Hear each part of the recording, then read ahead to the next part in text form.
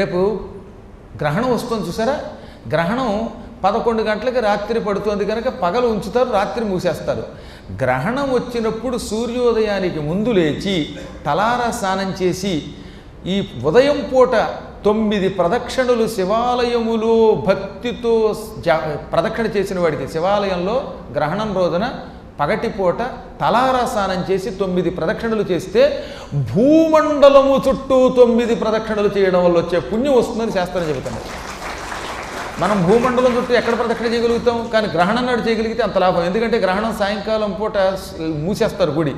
ఆ సమయంలో మనం ఎలాగో ప్రదక్షిణ చేయలేము, దానికి ముందు చేసే ప్రదక్షిణకి అంత శక్తి అట. మళ్ళీ గ్రహణం అయ్యాక లోపల దేవుణ్ణి ప్రక్షాళన చేస్తారు, ఆలయం ఏమో పరిశుభ్రం చేస్తారు, దానికి ప్రక్షాళన అని పేరు అన్నమాట. గ్రహణ శుద్ధి చేస్తారు. శుద్ధి అయిన తర్వాత చేసేటటువంటి ప్రదక్షిణ కూడా మళ్ళీ అంత ఫలితం ఇస్తుంది. గ్రహణమునకు ముందు